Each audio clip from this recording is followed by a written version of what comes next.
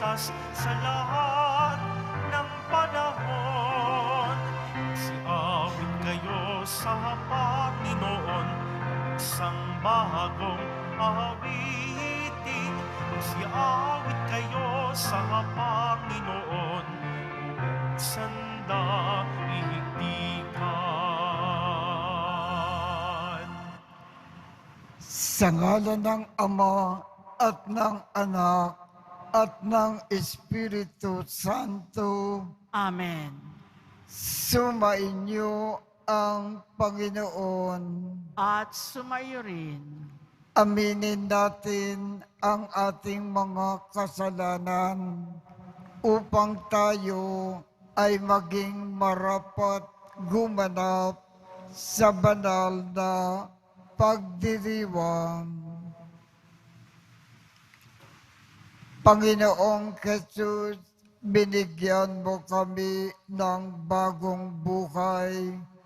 Panginoon, kaawaan mo kami.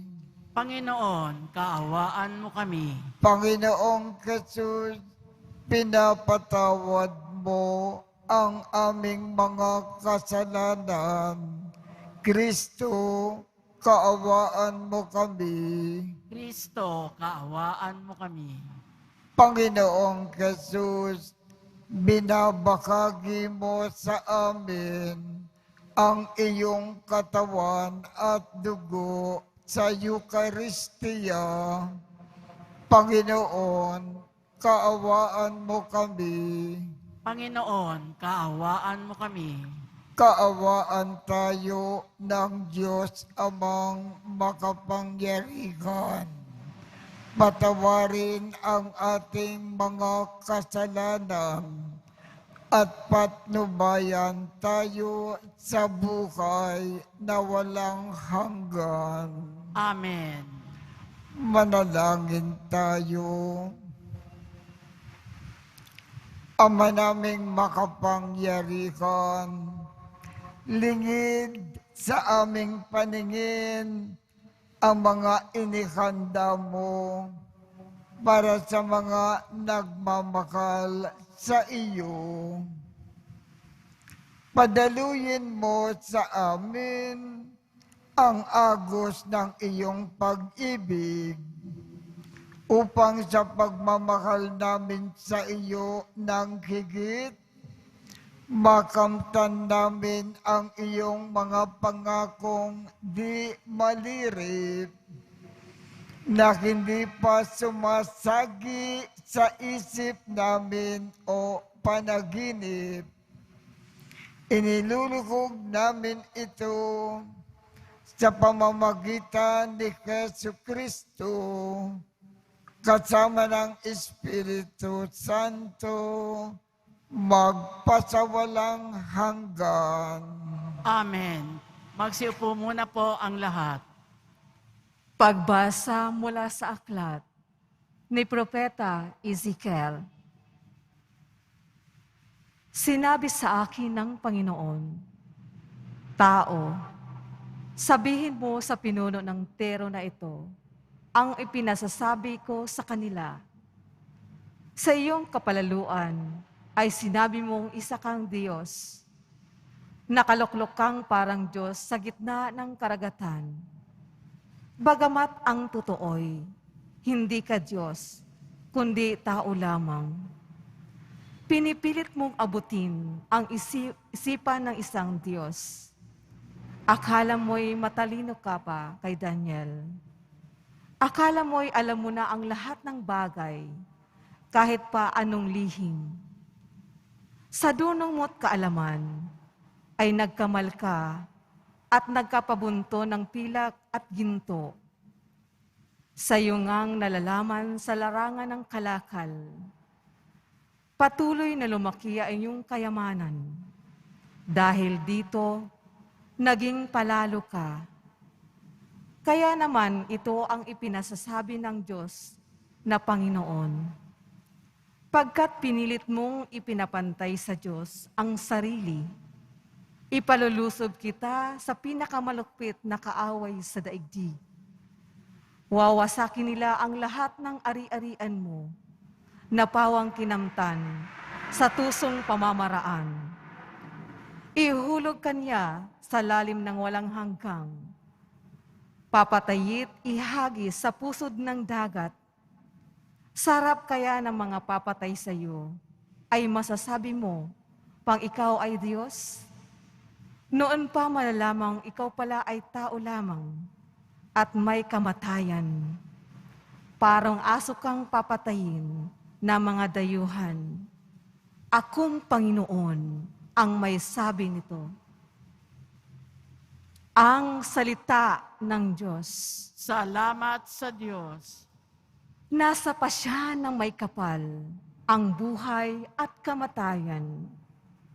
Nasa pasya ng may kapal ang buhay at kamatayan. Ipinasya ko na sila'y lipunin at pawiin sa alaala ng madla.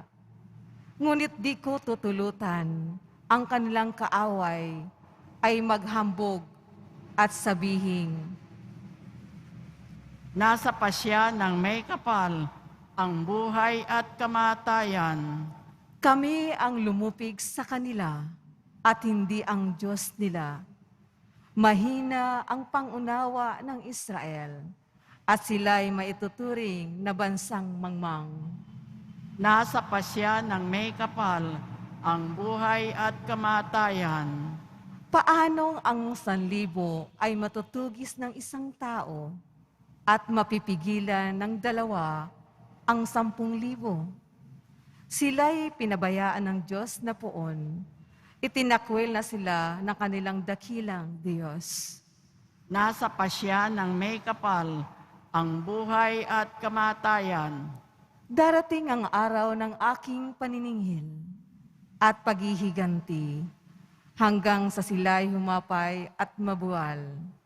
Pagkat ang wakas nila ay malapit na, ililigtas ng poon ang kanyang bayan. Siya'y mahabag sa mga naglilingkod sa kanya. Nasa pasya ng may kapal ang buhay at kamatayan. Magsitayo na po ang lahat.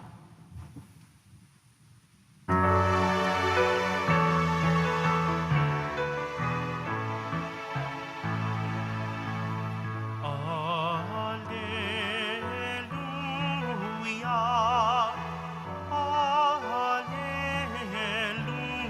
Alleluia, Alleluia,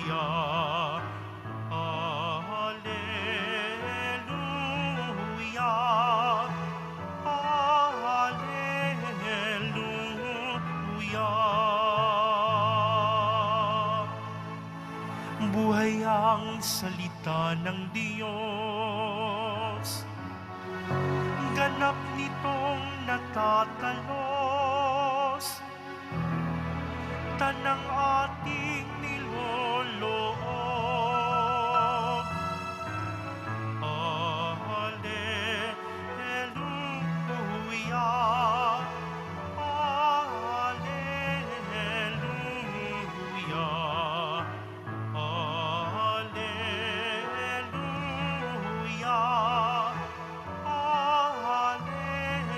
Alleluia. Sumainyo ang Panginoon. At sumayo rin Ang mabuting balita ng Panginoon ayon kay San Mateo.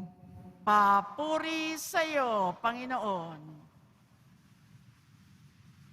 Noong panahong iyon, sinabi ni Jesus sa kanyang mga alagad ang talinghagang ito.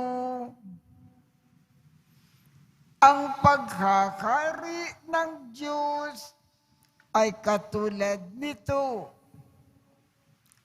Lumabas ng umagang-umaga ang may-ari ng ubasan upang humanap ng mga manggagawa. Nang magkasundo na sila sa upa na 1 denaryo maghapon, Sila ay pinapunta niya sa kanyang ubasan. Lumabas siyang muli nang mag-iikat-siyam ng umaga at nakakita siya ng iba pang tatayo-tayo lamang sa liwasang bayan. Sinabi niya sa kanila, pumaroon din kayo at magtrabaho sa aking ubasan at bibigyan ko kayo ng karampatang upa. At pumaroon nga sila. Lumabas na naman siya nang mag-12 ng tanghali at nang mag-ikatlo ng hapon. At gayon din ang ginawa niya. Nang mag-5 ng hapon, siya ay lumabas uli at nakakita pa ng mga ibang wala ring ginagawa. Sinabi niya sa kanila, bakit kayo tatayo-tayo lang dito sa buong maghapon? Wala pong magbigay sa amin ng trabaho. Sagot nila.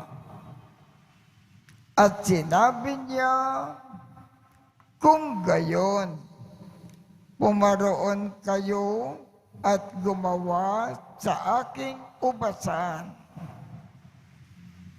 Pagtatakip silim, sinabi ng may-ari ng ubasan sa kanyang katiwala, tawagin mo na ang mga manggagawa at sila ay upahan magmula sa huli hanggang sa unang nagtatrabaho. Ang mga nagsimula ng mag-5 ng hapon ay tumanggap ng tig-1 denaryo. At nang lumapit ang mga nauna, inakala nila tatanggap sila ng higit doon. Ngunit ang bawat isa ay tumanggap din ng 1 denaryo. Pagkatanggap nito, nagreklamo sila sa may-ari ng ubasan. Sabi nila, 1 oras lang pong gumawa ang mga huling dumating. Samantalang maghapon kaming nagpagal at nagtiis ng nakapapasong init ng araw. Bakit naman po ninyo pinapareho ang upa sa amin? At sinabi niya sa isa sa kanila, kaibigan, hindi kita dinadaya. Hindi ba nagkasundo tayo sa 1 denaryo? Kunin mo ang ganang iyo at umalis ka na. Maano kung ibig kong upakan ang nahuli ng tulad ng upa ko sa iyo? Wala ba akong karapatan gawin ang aking maibigan sa ari-arian ko? O naiinggit ka lang sa aking kabutihang loob? Kaya't ang nahuhuli ay mauuna at ang nauuna ay mahuhuli. Ang mabuting balita ng Panginoon. Pinupuri ka namin, Panginoong Heso Kristo. Magsiupo muna po ang lahat. Ano po ang nilalaman ng ating ebanghelyo ngayong umaga? Itong may-ari ng napakalaking ubasan. Nakita niya ang napakaraming manggagawa na walang trabaho. At kung walang trabaho, wala silang kikitain.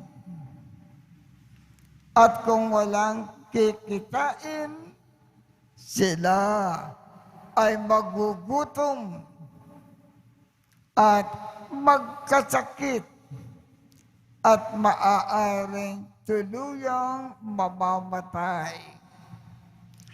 Kaya, para sila ay mabubuhay, pinagkalooban sila ng trabaho, mag-ani ng mga ubas, pumitas ng mga ubas, at pinagkalooban sila ng sapat na sahod. Itong may-ari ng ubasan ay nagkawang gawa. Tumulong sa mga nangangailangan. Naglingkod ng husto. Ang gustong ipaalaala sa atin ng Panginoon, kung nakikita natin ang ating kapwa na nangangailangan, pagkalooban natin siya ng maayos na trabaho at sapat na sahod. Ito ang isang paraan ng pagkakawang gawa, pagtulong sa kapwa.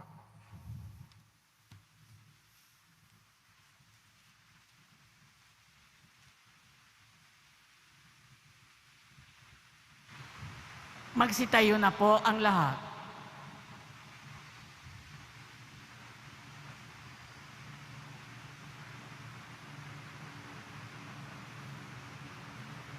Minamahal kong mga kapatid, sa pamamaraan ng Diyos ay hindi tulad ng sa atin. Dahil ang kanyang katarungan at kagandahang loob ay higit pa sa ating turing at sukat. Lumapit tayo sa kanya habang nananalig na pakikinggan niya tayo at hindi bibiguin. Ang ating tugon, Ama, sumasa amin nawa ang iyong kagandahang loob. Ama, sumasa amin nawa ang iyong kagandahang loob. Ang simbahan, sa pamamagitan ng kanya mga misyonero at tagapagpahayag, naway maipalaganap ang Ebanghelyo ng Panginoon ng may katapangan at pagtitiyaga. Manalangin tayo. Ama, sumasa amin nawa ang iyong kagandahang loob. Tayo naway makapaglingkod sa Panginoon at sa isa't isa nang walang hinihintay na mereto at gantimpala, at sa halip, gawin lamang ito na may kabutihan mula sa ating mga puso. Manalangin tayo. Ama, sumasa amin nawa ang iyong kagandahang loob. Ang mga walang trabaho, naway dagling makatagpo ng kanilang hanap buhay. Manalangin tayo. Ama, sumasa amin nawa ang iyong kagandahang loob. Ang mga may sakit at mga nagdurusa, naway masihan sa kalinga at unawa ng kanilang pamilya at mga kaibigan. Manalangin tayo. Ama, sumasa amin nawa ang iyong kagandahang loob.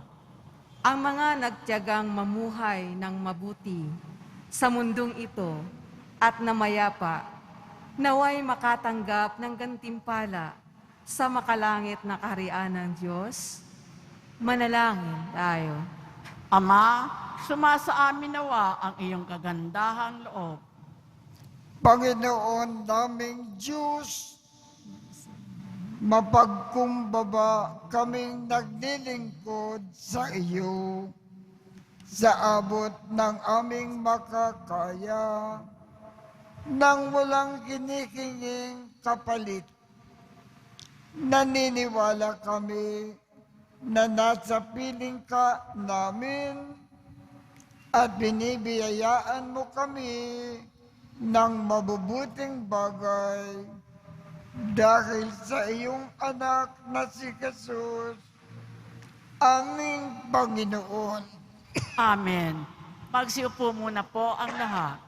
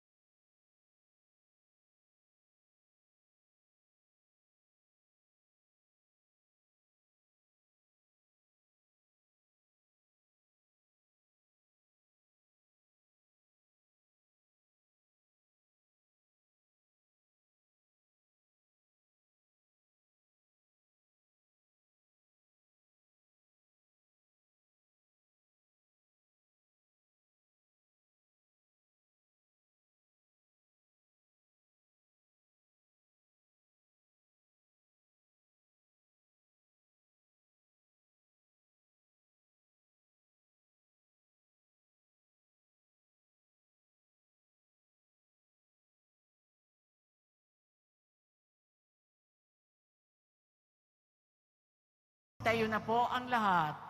Manalangin kayo upang ang pag-aakin natin ay kalugdan ng Diyos Amang makapangyarihan.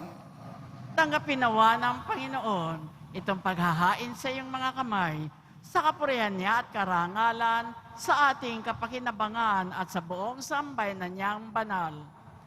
Ama naming lumikha, tanggapin mo po ang mga alay upang maganap ang pagpapalitan ng iyong kaloob at ng aming handog.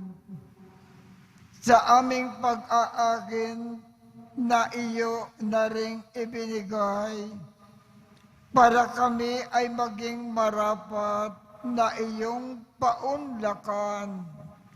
sa pamamagitan ni Jesu Kristo, kasama ng Espiritu Santo, magpasawalang hanggan. Amen. Sumainyo ang Panginoon. At sumayo rin. Itaat sa Diyos ang inyong puso at diwa. Itinaas na namin sa Panginoon. Pasalamatan natin ang Panginoong ating Diyos. Marapat na siya ay pasalamatan. Ama naming makapangyarihan, tunay ngang marapat na ikaw ay aming pasalamatan sa iyong paglingap at kaganda kang loob. Ang tao ay nilikha mo at pinangangasiwa sa sansinukob. Sa kagad mo na siya ay iwastong lubos, siya ay pinagdusa mo sa kanyang pagtalikod. Sa iyong paggiliw, iyong ipinakintulot na makabalik siya sa pamamagitan ni Kristo Jesus. Kaya kaisa ng mga anghel na nagsisiawit ng papuri sa iyo nang walang kumpay sa kalangitan, kami ay nagbubunyi sa iyong kadakilaan. Santo, Santo, Santo, Panginoong Diyos ng mga hukbo, napupuno ang langit at lupa ng kadakilaan mo, husana sa kaitaasan, pinagpala ang naparirito sa ngalan ng Panginoon, husana sa kaitaasan, pagsiluhod po ang lahat. Ama naming banal, ikaw ang bukal ng tanang kabanalan. Kaya't sa pamamagitan ng iyong Espiritu, gawin mong banal ang mga kaloob na ito upang para sa amin ay maging katawan at dugo ng aming Panginoong Jesucristo. Bago niya pinagtiisang kusang loob na maging handog, hinawakan niya ang tinapay, pinasalamatan kanya, pinaghati-hati niya iyon, iniabot sa kanyang mga alagad at sinabi, "Tanggapin ninyong lahat ito at kanin. Ito ang aking katawan na ikahandog para sa inyo."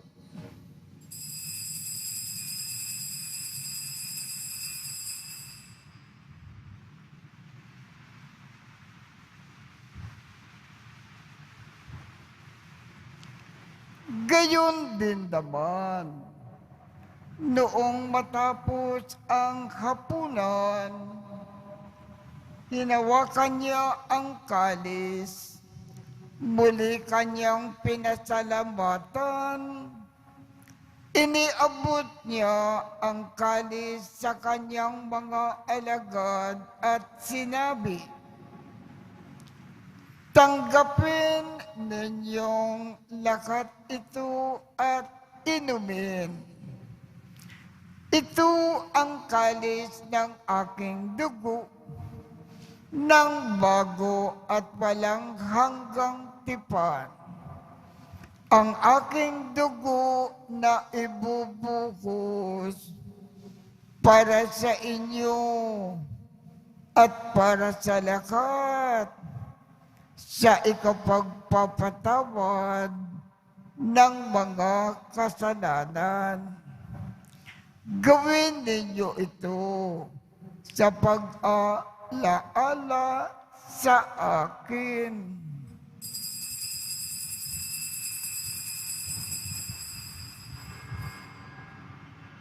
Magsitayo na po ang lahat.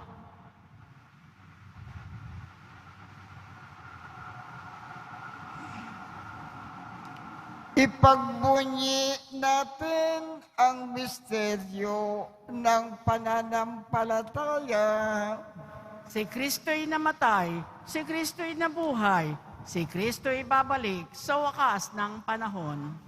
Ama, ginagawa namin ngayon ang pag-aalala sa pagkamatay at muling pagkabukay ng iyong anak. Kaya't iniaalay namin sa iyo ang tinapay na nagbibigay buhay at ang kalis na nagkakaloob ng kaligtasan. Kami ay nagpapasalamat dahil kami ay iyong minarapat na tumayo sa harap mo para maglingkod sa iyo. Isinasamo namin kaming magsasalo-salo sa katawan at dugo ni Kristo ay mabuklod sa pagkakaisa sa pamamagitan ng Espiritu Santo. Ama, lingapin mo ang iyong simbahang laganap sa buong daigdig. Puspusin mo kami sa pag-ibig. Kaisa ni Francisco, aming Papa, Jose, aming Obispo, at ng Tanang Kaparian. Alalakanin mo rin ang mga kapatid naming nakimlay nang may pag-asa na sila ay muling mabubuhay. Gayon din ang lahat ng mga pumanaw. Kaawaan mo sila at patuloyin sa iyong kaliwanagan. Kaawaan mo at pagindapatin kaming lahat na makasalo sa iyong buhay na walang wakas. Kaisa ng Mahal na Birhen Maria na Ina ng Diyos, ng kabiyak ng puso niyang si San Jose, kaisa ng mga apostol, at ng lahat ng mga banal na namukay dito sa daigdig ng kalugod-lugod sa iyo. Maipagdiwang nawa namin ang pagpupuri sa ikararangal mo sa pamamagitan ng iyong anak na aming Panginoong Jesucristo. Sa pamamagitan ni Kristo, kasama niya at sa Kanya, ang lahat ng parangal at papuri ay sa iyo, Diyos Amang makapangyarihan, kasama ng Espiritu Santo, magpasawalang hanggan. Amen.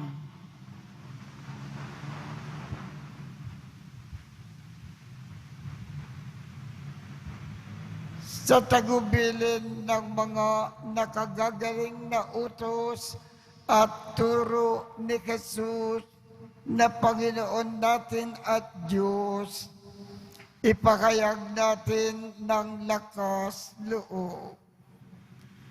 Ama namin, sumasalangit ka, sambahin ang ngalan mo, mapasa amin ang kaharian mo, Sundin ang loob mo dito sa lupa para nang sa langit.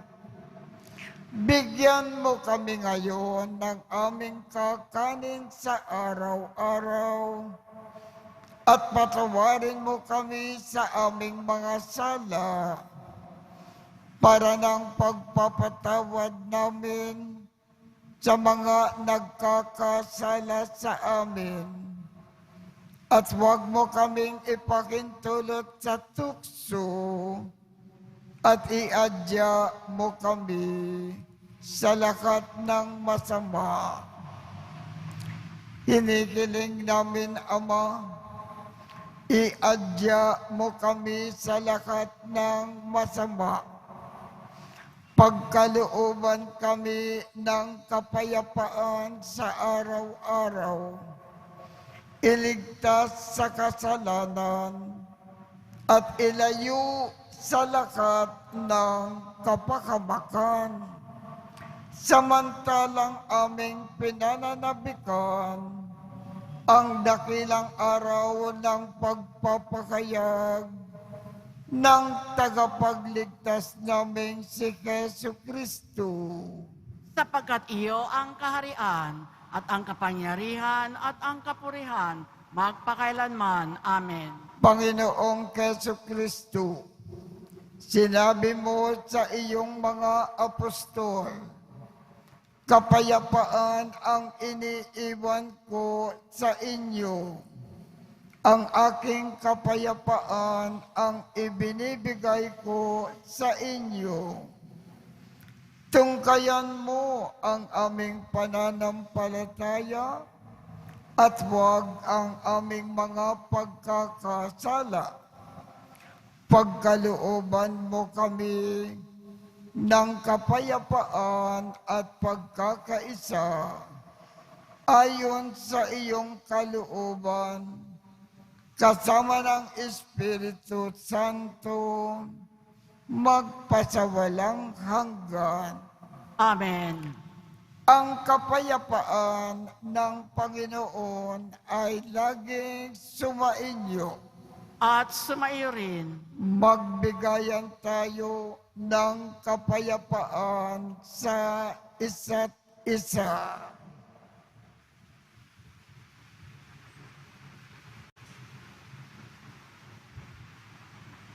Kordero ng Diyos na nag-aalis ng mga kasalanan ng sanlibutan, maawa ka sa amin.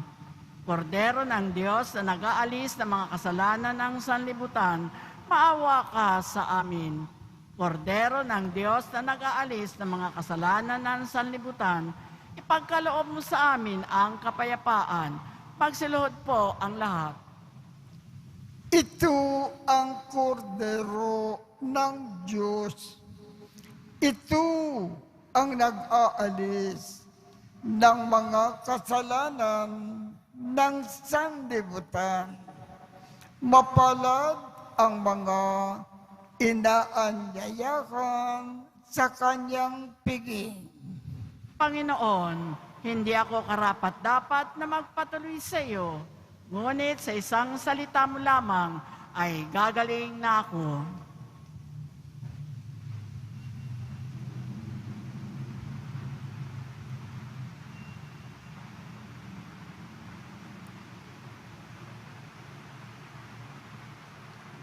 Ang katawan ni Kristo. Amen.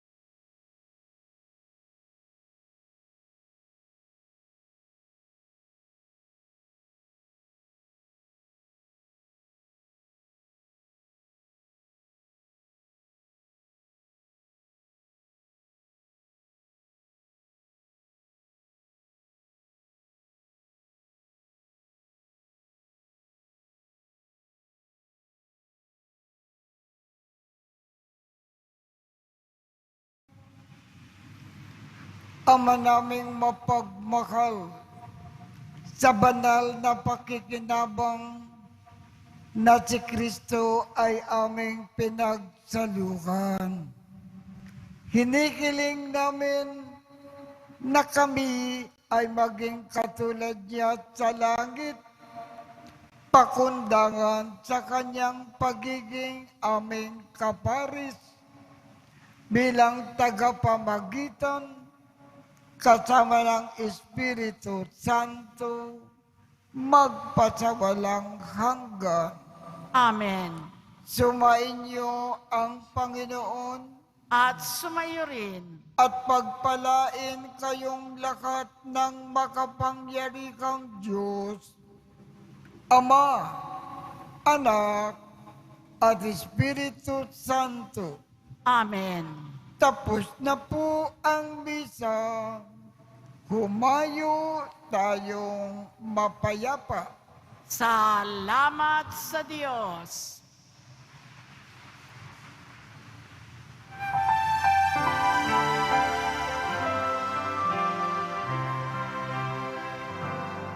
Nuestro Padre Jesus Nazareno, sinasamba ka namin. Pinipintuho ka namin. Aral mo ang aming buhay at kaligtasan.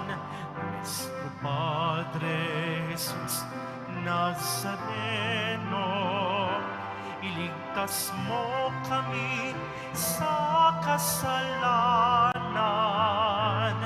Ang krus mo kinamatayan ay sagisag ng aming kaligtasan.